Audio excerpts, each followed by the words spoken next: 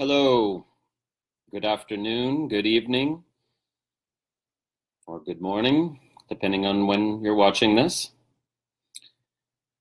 We are now at the halfway point of the Svabodha-mañjarī, the Blossoming of Awareness by the great siddha master Vīranātha. So verse 22 marks the halfway point, and almost all of the rest of the text is practice techniques, awareness cultivation techniques, yuktis or dharanas, centering techniques. And we're already in the practice section. I'm just affirming that it continues just about to the end of the text. So let's just jump right in with verse 22. And I will post the Sanskrit after the fact. Right now I'll just do the English. Okay. I'll read the Sanskrit though. Jirmbamanasya satatam kshudavistasya yoginaha dhyayato vakyamapyanta pratyante kevalam bhavet. Which means, for the yogi who is continuously yawning or opening and is pervaded by hunger, or who is meditating on anything internal, freedom will arise at the end of that inner sensation. So now, for the first time really, we get a verse that is in code. So sometimes tantric authors would use the so-called twilight language to allude to practices, yogic practices, that they didn't want non-initiates to have access to. So, if you've written a text, even though back then there was no publishing, there was just manuscripts, handwritten manuscripts, still somebody might leave it around and someone might come along and see that manuscript and say, oh, I'm going to try this practice. So for some of the more esoteric or more important practices, they wouldn't spell them out in the Sanskrit. They would use this coded twilight language. And some people think that this twilight language is only used for transgressive practices, but that's not true. It's used for any practice where the author doesn't want to give it away. So that sort of begs the question, how do you know what the practice that's being alluded to here? Well, the whole point is that the tradition was always also an oral tradition. So Vīranātha's assumption here, and this is true of every Sanskrit author really, is that you will have a living teacher to expound the text, and that oral component is absolutely necessary. This is also the reason that certain texts like the Yoga Sutra of Patanjali is more or less incomprehensible without the exposition of a teacher who's steeped in that tradition, as well as steeped in the Sanskrit language. So, yeah, this is important to acknowledge that you can't, simply just pick up the text and get all the practices. You need the exposition of a living teacher, whether that's in the form of a book explaining it, or an oral transmission. Now, traditionally, it was supposed to be oral transmission, not a book, because these teachings were reserved for initiates. And I don't follow that old guideline very religiously, partially because many of these teachings are already out there and non-initiates already have access to them. And there are some teachings that are still not accessible to non-initiates, and out of respect to the tradition, I don't teach those except in my longer term programs where somebody makes a commitment to study for 6 months or more, then they can get access to these practices and teachings that are still not available to the general public, these rahasya teachings, they're called, which means something like secret or esoteric. Great. I'm glad a few of you have tuned in live, and most people, as usual, will watch the recording, but nice to see those of you who are here live. Okay, so having explained why he uses this code language in verse 22, now we can break it down and understand what's going on here. So he talks about the yogi who is Jirmbamana. Now that word can mean opening, blossoming, stretching, or yawning. And the primary meaning here is certainly yawning, because that is an esoteric sort of code for a certain kind of breath practice, specifically antara kumbhaka, which is where you are holding the breath and the prana in stillness at the terminus of the inhale. Now, I want to mention and give credit where it's due. My friend and colleague Christopher Tompkins, who's just this year completing his PhD at Berkeley, it was him who gathered the parallel passages that demonstrate what yawning is code for. So I wouldn't have known this without his work. I mean, I could have done the same research myself, but I've been focused on other things, and he did that research, so I want to give him credit that he established what it means here, this code word yawning and the other code word hunger. So let's be even more clear now. There's pranayama is a very important part of classical tantric yoga. And it's, what we find are relatively simple pranayamas, not like the highly complex pranayamas that we sometimes get in hatha yoga. And here, it's simply a matter of a deep inhale followed by holding the breath and the prana in stillness in the central channel, if that is accessible to you.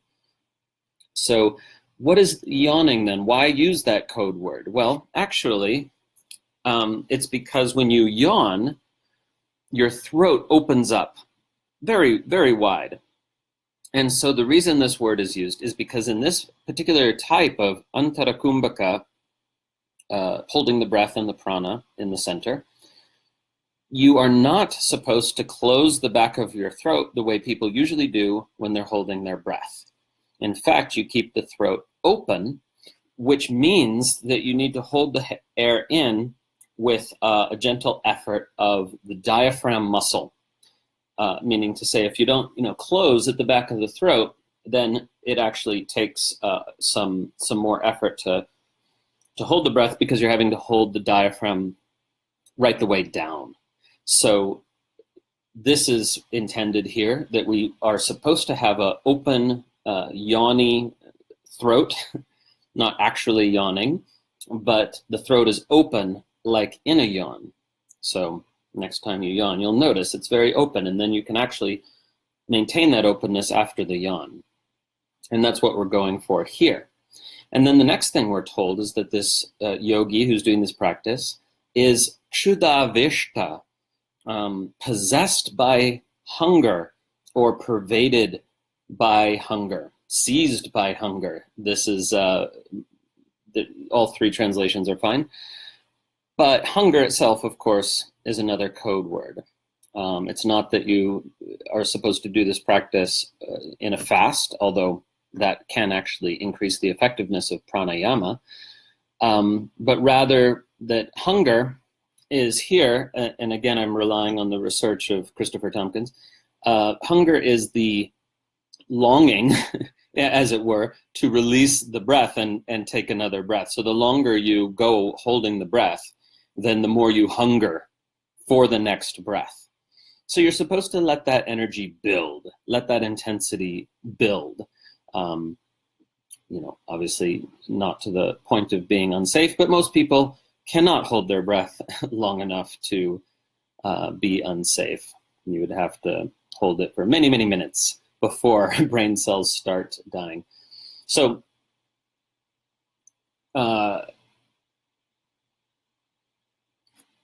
you're sitting with and really, really dropping into this very powerful visceral sensation that stills the mind, because when you want that next breath, then it really focuses the prana. And if you've been able to bring the prana into the central channel, then it can be a very powerful experience, because then when you finally release the breath, the prana can surge up the central channel, which can pierce and open chakras. We'll talk more about that in the chakra course, and have other powerful energy body activation benefits. So this reminds me of a story that I believe Swami Muktananda used to tell, which is, once there was a devotee of a guru, and he said to his guru one day, "Guruji, when will I attain full awakeness, enlightenment?" And his Guruji said, "Oh, that's easy. Tomorrow morning, meet me down by the river at dawn, and I'll give you the answer to this question." And so the devotee is all excited. "Oh my gosh, I'm going to get the answer." And he meets his guru the next morning at dawn by the river. His guru says, "Hey, come on out into the river. Let's do our morning ablutions together." And while the student is doing that, suddenly his guru grabs him by the hair and shoves his head underwater and holds his head down. And the devotee, the student, is kind of thrashing about, and just before he can't take it anymore, his guru pulls his head up and immediately asks him, "What were you thinking just then?" And the student is shocked. He said, "What do you mean? I wasn't thinking anything. I just wanted air. My whole being was utterly consumed with a desire for air. That's all. It wasn't even a thought." And his guru said, "As soon as you want awakeness that badly, it's yours." So perhaps the story is a little bit hyperbolic, and perhaps not. You'll find out in your own experience, I'm sure. So this hunger, then, is that's what the story is talking about.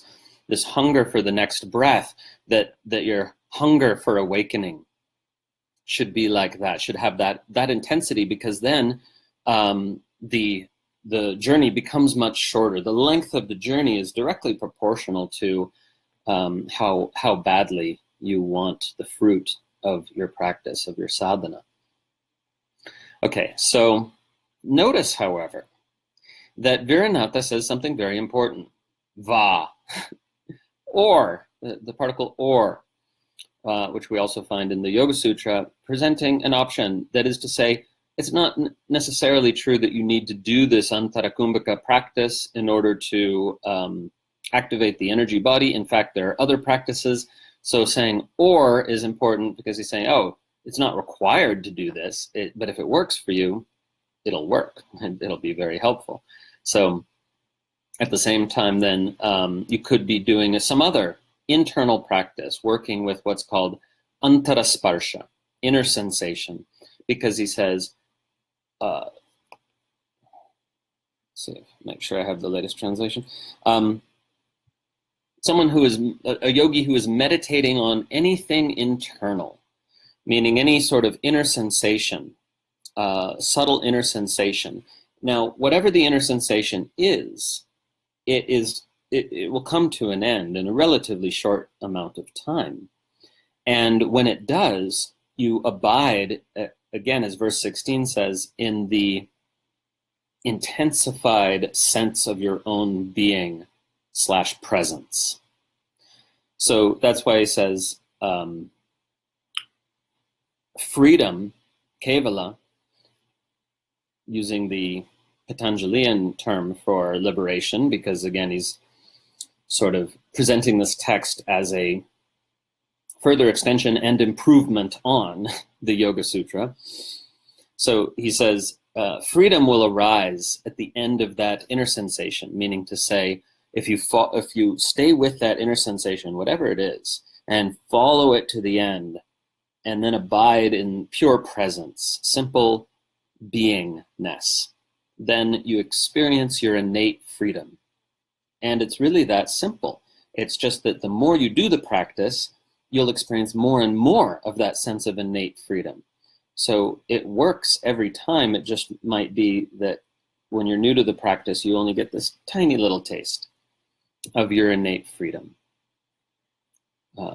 So that is verse 22. One could say more about it, but we're already getting close to the end of time. And maybe I'll just do one more verse, which is verse 23. Now we're in the second half of the text. So verse 23 reads, Apralina manovritter nidram ashrayatashanaihi vishayagrahanat sarva nirodha samprajayate. Which means,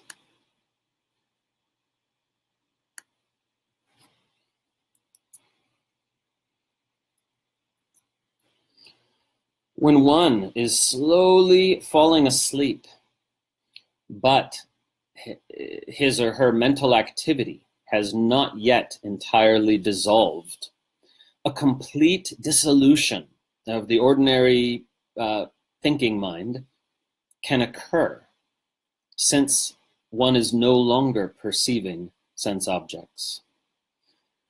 So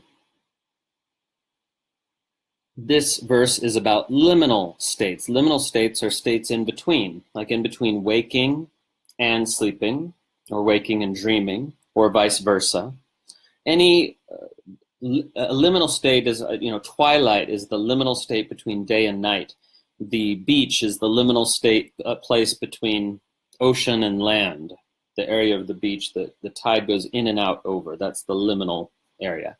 So here, a liminal state, a very important liminal state for the tradition, is this one where you're just falling asleep, slowly falling asleep, not when you're so exhausted that you just go conk out, but when you're slowly falling asleep. If you stay present with that sensation of falling asleep, your mental activity has not yet entirely dissolved, he says. That's important. Apralina manovritti. The vrittis of the mind have not entirely dissolved yet, but you're transitioning. You're transitioning towards sleep. And he says in that state, you can experience this sarva nirodha, this total dissolution of the conditioned thinking mind and its associated ego.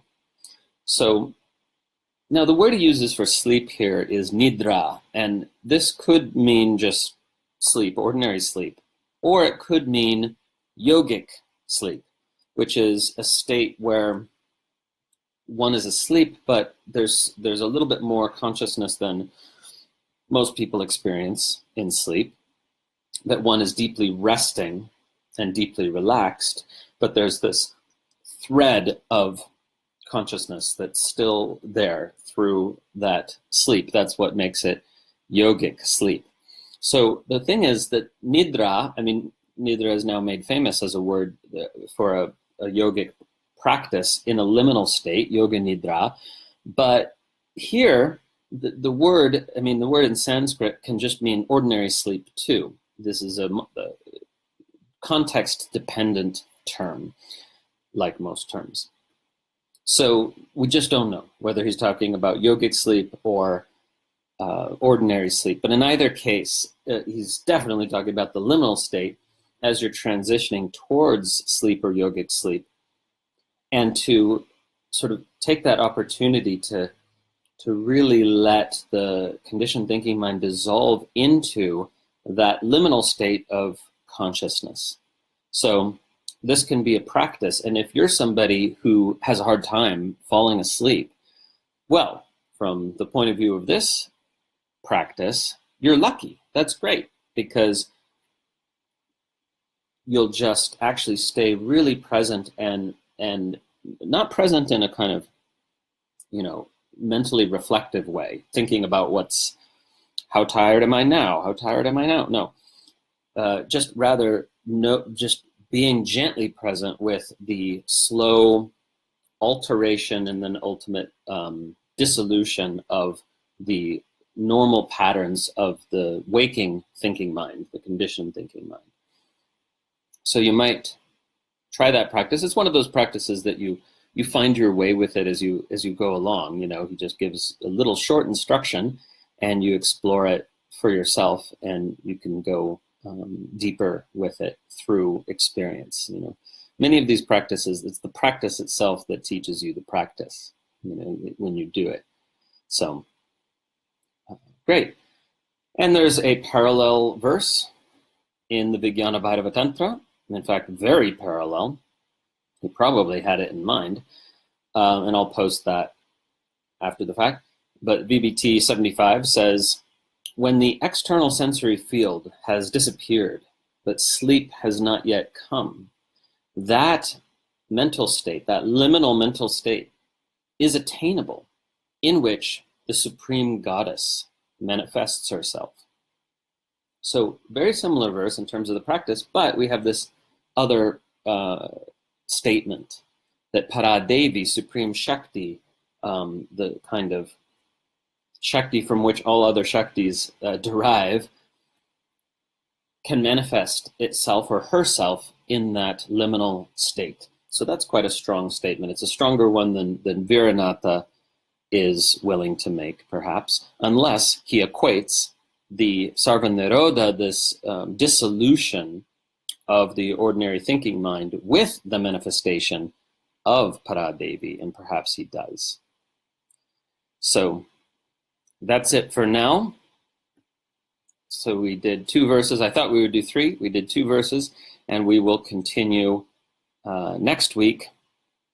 The next verse is about meditating while jogging. Not kidding. Runners will like that one.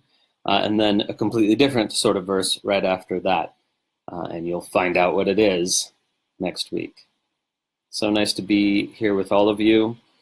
And those of you who are watching on the video as well, I want to mention 2 things. One is that this free course and future free courses, there'll be more, are made possible by the patrons on Patreon, on my Patreon page, whose generous donations allow me to do more courses and share more information freely with everyone because of their support. So thank you so much, patrons.